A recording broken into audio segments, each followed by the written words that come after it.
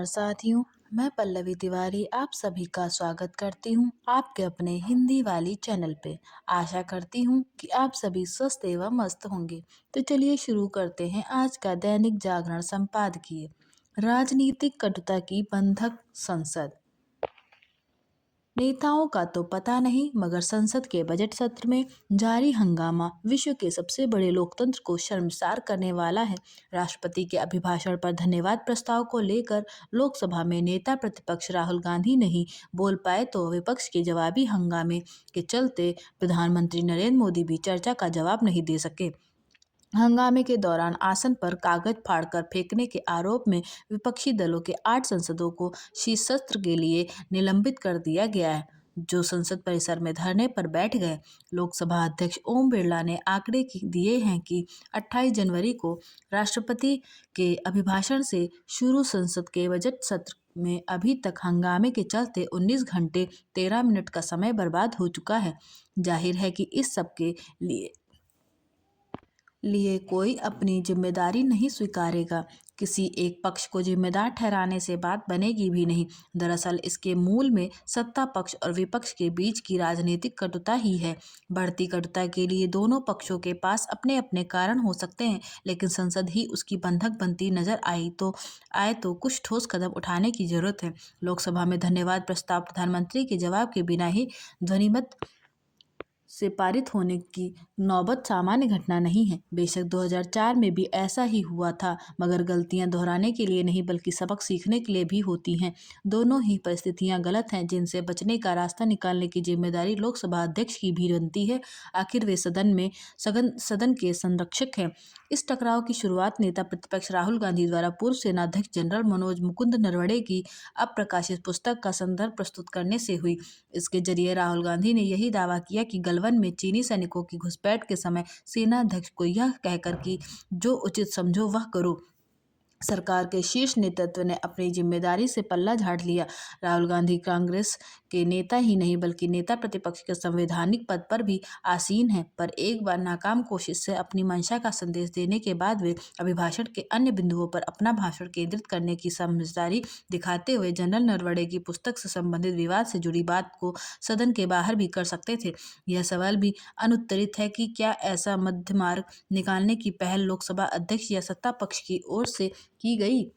अतीत का अनुभव बताता है कि संवेदनशील और तल्ख मुद्दों पर दोनों पक्षों द्वारा लचीला रुख अपना कर ही सदन सुचारू रूप से चलाया जा सकता है। लोकसभा में राहुल गांधी को पुस्तक के अंश पढ़ने से रोकने के लिए तर्क दिया गया कि जो पुस्तक अभी तक प्रकाशित ही नहीं हुई, उसका हवाला संसदीय चर्चा में नहीं दिया जा सकता।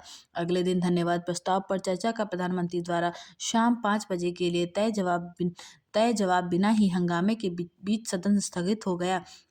इस दौरान भाजपा सांसद निशिकांत दुबे ने कुछ पुस्तकों के हवाले से जिस तरह देश के पहले प्रधानमंत्री जवाहरलाल नेहरू का चरित्र हनन करते हुए नेहरू परिवार पर प्रहार किया, उससे भी सत्ता पक्ष और विपक्ष में तल्खी बढ़ी। लोकसभा अध्यक्ष का यह रहस्योद्घाटन तो और भी गंभीर है कि उनकी सलाह पर ही प्रधानमंत्री सदन में नहीं आए, क्योंकि उनके साथ कुछ अनहोनी हो सकती थी। यह सवाल भी अनुत्तरित है कि राज्यसभा के सभापति को आगाह करने समेत अनहोनी की साजिश रचने वाले सांसदों के विरुद्ध लोकसभा अध्यक्ष ने इस मामले में क्या कार्रवाई की। ध्यान रहे कि प्रधानमंत्री ने राज्यसभा में धन्यवाद प्रस्ताव पर हुई चर्चा का अगले ही दिन जवाब दिया। ओम बिरला लोकसभा में जिस साजिश की बात कह रहे हैं वह राज्यसभा में भी तो रची जा सकती थी। प्रधानमंत्री के जवाब का फोकस अभिभाषण के बिंदुओं तथा विपक्ष द्वारा उठाए गए मुद्दों से ज्यादा कांग्रेस और नेहरू परिवार की आलोचना पर केंद्रित रहना भी सवाल खड़े करता है। राजनीति में हिस्सा बराबर करने की प्रवृत्ति पुरानी है, लेकिन आरोप प्रत्यारोप का खेल संसद के बाहर खेला जाना चाहिए। उसके लिए संसदीय कार्यवाही को बाधित करना कतई स्वीकार्य नहीं हो सकता। सत्ता पक्ष और विपक्ष के बीच बढ़ती कटुता के मूल में भी एक दूसरे के प्रति सम्मान और सहकार के बजाय अपमानजनक उपेक्षा भाव की मानसिकता ही जिम्मेदार है। सत्ता पर स्वयं की स्वाभाविक दावेदारी की मानसिकता से ग्रस्त कांग्रेस इस सच से मुंह मोड़े रहना चाहती है कि नरेंद्र मोदी लगातार तीसरी बार बहुमत प्राप्त सरकार के प्रधानमंत्री हैं, जबकि उसे नेता प्रतिपक्ष का दर्जा प्राप्त करने के लिए भी 10 साल इंतजार करना पड़ा। बेशक भाजपा भी कांग्रेस मुक्त भारत बनाने के अपने सोच से बाहर नहीं निकल पा रही, जबकि सच यह है कि 2014 में मात्र 44 लोकसभा सीटों पर सिमट गई कांग्रेस 2024 में 99 सीटों तक पहुंच चुकी है और 3 राज्यों में उसकी सरकार भी है। राजग को शासक तो INDIA को विपक्ष की भूमिका जनता ने ही सौंपी है। बेशक ये भूमिकाएं स्थायी नहीं हैं, इसलिए जिस लोकतंत्र की दुहाई देते हुए दोनों पक्ष एक दूसरे को कोसते हैं, उसका भी तगाजा है कि वे अपनी राजनीतिक कटुता में संसद को बंधक बनाने के बजाय परस्पर संवाद के जरिए देश हित में समन्वय से काम करने का सोच और कार्यशैली विकसित करें। दोनों ही पक्ष अगर राजनीतिक कटुता से मुक्त नहीं हो सकते तो कम से कम उसे संसद के बाहर चुनावी मोर्चों पर ही जिताने की परिपक्वता उन्हें दिखानी चाहिए। देश किसी भी दल या नेता से बड़ा है। तेजी से बदलती विश्व व्यवस्था में तमाम चुनौतियों से देश को पार ले जाने की जिम्मेदारी सामूहिक है। इसलिए प्रधानमंत्री और नेता प्रतिपक्ष को सीधे संवाद और संपर्क से महत्वपूर्ण मुद्दों पर सहमति और समन्वय की राह निकालनी चाहिए, पर उसके लिए परस्पर सम्मान भाव पहली अनिवार्य शर्त है। वैश्विक आकर्षण का केंद्र बनता भारत। हाल में भारत और अमेरिका के बीच हुए अंतरिम व्यापार समझौते के फ्रेमवर्क के तहत अमेरिका ने भारतीय उत्पादों पर टैरिफ 50% से घटाकर 18% कर दिया। टैरिफ में यह बड़ी कमी भारतीय अर्थव्यवस्था के लिए गेम चेंजर साबित हो सकती है। इस समझौते से जहां कई क्षेत्रों में भारत से अमेरिका को निर्यात बढ़ेगा, वहीं भारत में अमेरिकी निवेश में भी वृद्धि होगी। साथ ही दोनों देशों के आर्थिक संबंधों को नई दिशा मिलेगी। वैश्विक कंपनियां चीन के विकल्प के रूप में भारत में निवेश बढ़ाएंगी और भारत का निर्यात तेजी से बढ़ेगा। इससे भारत दुनिया की तीसरी सबसे बड़ी आर्थिकी बनने की दिशा में और तेजी से बढ़ेगा। गत दिनों प्रधानमंत्री नरेंद्र मोदी ने कहा भी कि अमेरिका और यूरोपीय संघ EU के साथ हुए व्यापार समझौते भारत की बढ़ती आर्थिक अहमियत के प्रतीक है। नई वैश्विक व्यवस्था भारत की ओर झुकती दिखाई दे रही है। पहले कहा जाता था कि भारत अवसर गंवा देता है, लेकिन अब दुनिया का मानना है कि यदि वे तेजी से बढ़ती भारतीय अर्थव्यवस्था से नहीं जुड़े तो महत्वपूर्ण अवसर खो देंगे। प्रधानमंत्री ने यह भी कहा कि भारत का तेज आर्थिक विकास और महंगाई पर नियंत्रण एक दुर्लभ संयोजन है। मजबूत बुनियादी ढांचा, विशाल घरेलू बाजार, मध्यम वर्ग की बढ़ती क्रय शक्ति, MSME की गति, ऊर्जा विकास, युवा शक्ति, डिजिटल प्रगति तथा मैन्युफैक्चरिंग और सेवा क्षेत्र की ताकत ने भारत को दुनिया के लिए आकर्षक बना दिया है। इसी कारण विकसित देश भारत से द्विपक्षीय और मुक्त व्यापार समझौते FTA कर रहे हैं। भारत अमेरिका अंतरिम व्यापार समझौते के फ्रेमवर्क के अनुसार भारत मक्का, गेहूं, चावल, सोया, पोल्ट्री, दूध, पनीर, इथेनॉल, तंबाकू, कुछ सब्जियों और मांस जैसे संवेदनशील कृषि एवं डेयरी उत्पादों के मामले में पूरी तरह सुरक्षित है। यह समझौता भारत के टेक्सटाइल एवं परिधान, चमड़ा एवं फुटवियर, प्लास्टिक एवं रबर उत्पाद, ऑर्गेनिक केमिकल्स, होम डेकोर, हस्तशिल्प और चुनिंदा मशीनरी जैसे क्षेत्रों को अमेरिकी बाजार में बड़े अवसर देगा। इसके अलावा जेनेरिक दवाओं, रत्न, हीरे और एयरक्राफ्ट पार्ट्स सहित कई उत्पादों के निर्यात को गति मिलेगी। विशेष रूप से MSME किसानों और मछुआरों के लिए $30 ट्रिलियन के अमेरिकी बाजार के द्वार खुलेंगे। निर्यात बढ़ने से महिलाओं और युवाओं के लिए रोजगार बढ़ेंगे। इस समझौते के तहत भारत अमेरिकी औद्योगिक और कृषि उत्पाद की बड़ी श्रृंखला पर टैरिफ घटाएगा या समाप्त करेगा तथा अगले 5 वर्षों में अमेरिका से $500 अरब के ऊर्जा उत्पाद, एयरक्राफ्ट एवं पार्ट्स, कीमती धातुएं, टेक्नोलॉजी उत्पाद और कोकिंग कोल खरीदने की दिशा में आगे बढ़ेगा। अमेरिका भारत के लिए एक अत्यंत महत्वपूर्ण बाजार है। वित्त वर्ष 2024 से 25 में दोनों देशों के बीच 131.84 अरब का व्यापार हुआ, जिसमें भारत का निर्यात 86.51 अरब और आयात 45.33 अरब रहा। वित्त वर्ष 2025 से 26 में अप्रैल से दिसंबर के बीच भारत ने अमेरिका को 65.88 अरब का निर्यात किया। 18% टैरिफ भारत को चीन+1 रणनीति के स्वाभाविक विकल्प के रूप में और मजबूत करता है। वर्तमान में अमेरिका ने ब्राजील पर 50% टैरिफ, चीन पर 34%, वियतनाम और बांग्लादेश पर 20% तथा मलेशिया, इंडोनेशिया, पाकिस्तान और थाईलैंड पर 19% टैरिफ लगाया हुआ है।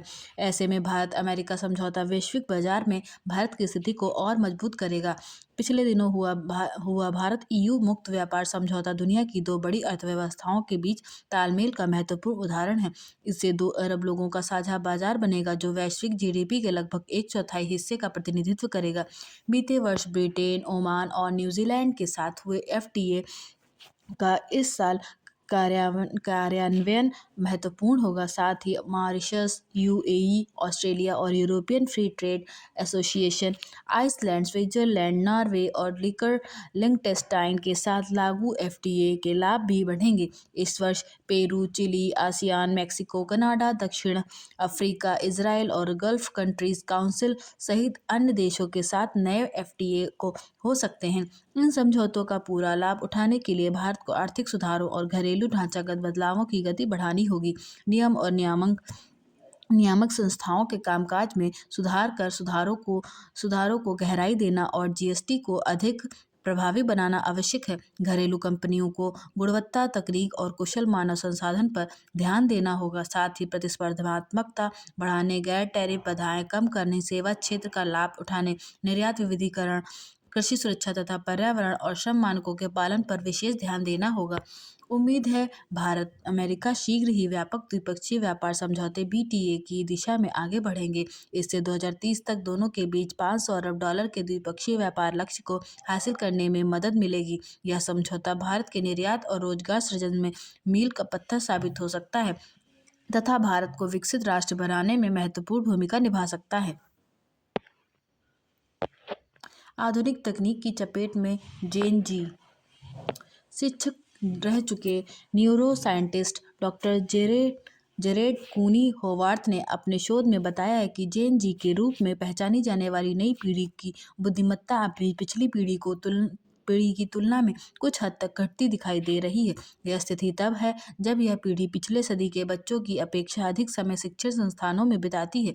हर पीढ़ी को अपनी पूर्ववर्ती पीढ़ी से अधिक बुद्धिमान माना जाता है, इसलिए इस निष्कर्ष पर आश्चर्य होना स्वाभाविक है। उनके अनुसार इसका एक प्रमुख कारण इस पीढ़ी का डिजिटल तकनीक पर अत्यधिक निर्भर होना है, जिसके चलते एक ओर उनकी एकाग्रता में कमी आई है और दूसरी ओर समस्याओं को सुलझाने की क्षमता भी प्रभावित हुई है। हालांकि जेन जी की क्षमताओं में कमी का कारण केवल तकनीक या स्क्रीन पर अधिक समय बिताना ही नहीं, इस पीढ़ी में सामाजिकता, समन्वय और सहयोग की भावना प्रारंभिक अवस्था से ही घटती जा रही है।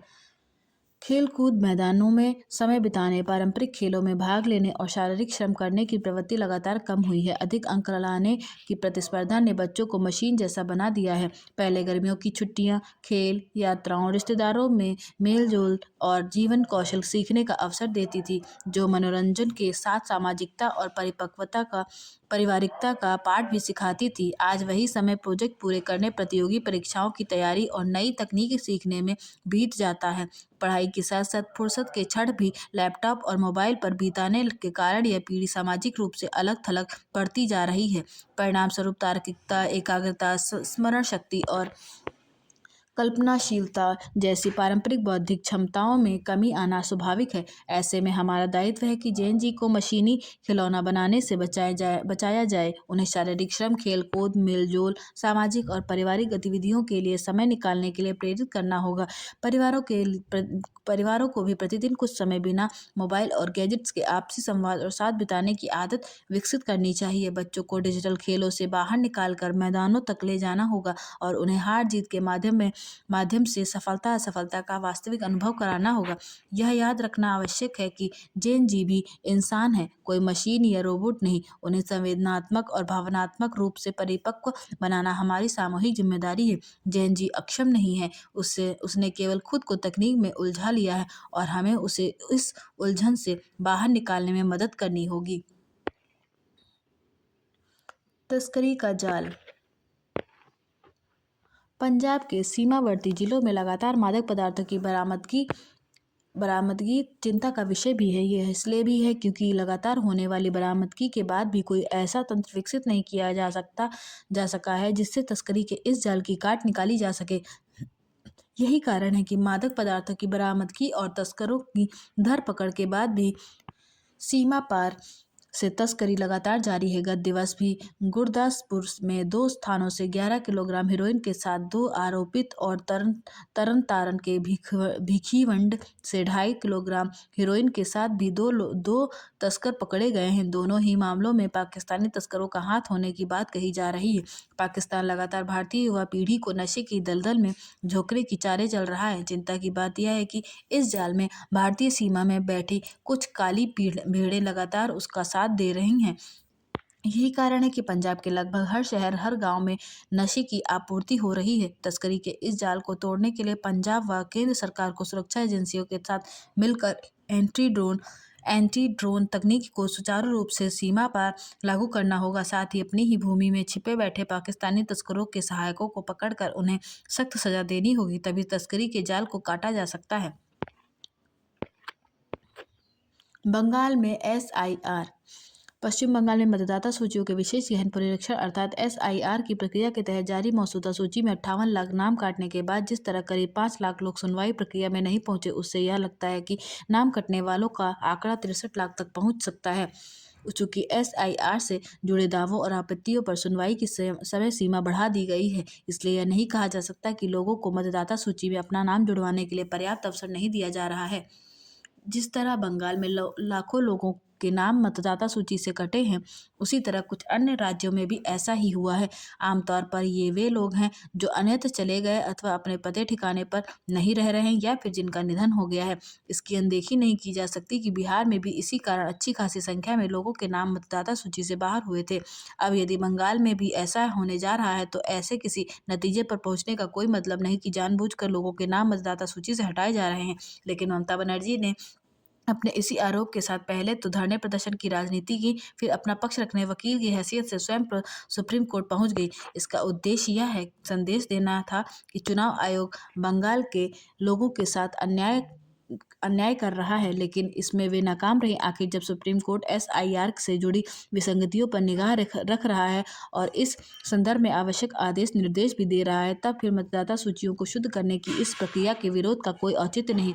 यह विचित्र है कि ममता बनर्जी SIR से विसंगतियों को इंगित करने के बजाय यह चाह रही हैं कि यह प्रक्रिया हो ही ना। चुनाव आयोग को समय समय पर SIR की प्रक्रिया करनी ही चाहिए, क्योंकि इसी से मतदाता सूचियां दुरुस्त होंगी और दुरुस्त मतदाता सूचियां निष्पक्ष एवं स्वतंत्र चुनाव की बुनियाद है। बंगाल में SIR का विरोध इसलिए हो रहा है क्योंकि इससे अवैध बांग्लादेशियों के नाम कट सकते हैं। पता नहीं ऐसा होगा या नहीं, लेकिन भारत सरकार को यह सुनिश्चित करना चाहिए कि यदि SIR के जरिए बांग्लादेशी घुसपैठिए चिन्हित हो तो उन्हें निष्कासित करने का काम हर हाल में किया जाए। यह ठीक नहीं कि भारत सरकार बांग्लादेशी घुसपैठियों को बाहर निकालने की बातें तो बार बार करती है, लेकिन इसके लिए कोई प्रभावी अभियान नहीं चलाती। समझना कठिन है कि मतदाता सूचियों में संशोधन परिवर्तन के साथ राष्ट्रीय नागरिकता रजिस्टर अर्थात NRC को क्यों नहीं शुरू किया जा रहा है। ऊर्जा कर्म की कसौटी। महाभारत से एक बड़ी सीख मिलती है कि विजय केवल बाहुबल, अस्त्र शस्त्र या सत्ता से नहीं होती, बल्कि सिद्धांत, धर्म और सत्य से होती है। सही और गलत का चुनाव ही मनुष्य का इतिहास में स्थान निर्धारित करता है। भीष्म पितामह महाभारत के सबसे शक्तिशाली और आदरणीय योद्धाओं में से एक थे, किंतु उसके बावजूद वे गलत सिंहासन के साथ खड़े रहे। उन्होंने यह जानते हुए भी कि कौरव अधर्म के मार्ग पर हैं, हस्तिनापुर की सत्ता और अपनी प्रतिज्ञा को धर्म से ऊपर रख दिया। भीष्म का पतन इस बात का प्रतीक है कि जब शक्ति सिद्धांत से अलग हो जाती है तो वह हार में बदल जाती है। द्रोणाचार्य विद्या, ज्ञान और गुरु परंपरा के प्रतीक थे, किंतु उनका ज्ञान भी उन्हें धर्म के मार्ग पर नहीं रख सका। पुत्र मोह और पक्षपात ने उनके विवेक को ढक लिया। उन्होंने यह जानते हुए भी कि दुर्योधन अन्याय कर रहा है, उसके पक्ष में युद्ध किया। द्रोणाचार्य का अंत यह दर्शाता है कि विद्वता तब तक अधूरी है जब तक वह निष्पक्षता और सत्य से जुड़ी न हो। कर्ण के पास भी हर वह अवसर था कि वह सत्य का साथ चुने, परंतु उसने मित्रता और कृतज्ञता के नाम पर अधर्म का साथ दिया। उसने सत्य को पहचानने के बाद भी गलत का साथ नहीं छोड़ा। महाभारत का संदेश यही है कि गलत के साथ खड़े हो रहकर कोई भी व्यक्ति सही नहीं बन सकता, चाहे वह कितना ही शक्तिशाली, ज्ञानी व वीर क्यों ना हो। इतिहास कर्मों को देखता है। जो व्यक्ति अधर्म के पक्ष में खड़ा होता है उसका नाम इतिहास में पराजितों की सूची में दर्ज होता है। इसलिए जीवन में तटस्थ रहना भी कई बार अधर्म का समर्थन बन जाता है। सही के साथ खड़े होने के लिए साहस चाहिए, त्याग चाहिए और कभी कभी अपनों के विरुद्ध जाने का संकल्प भी चाहिए। अंततः विजय उसी की होती है जो सिद्धांतों से समझौता नहीं करता। आशा करती हूँ कि आपको यह वीडियो पसंद आई होगी। ऐसी वीडियोस को पढ़ने व सुनने के लिए हमारे चैनल को लाइक, शेयर एंड सब्सक्राइब जरूर करें। धन्यवाद।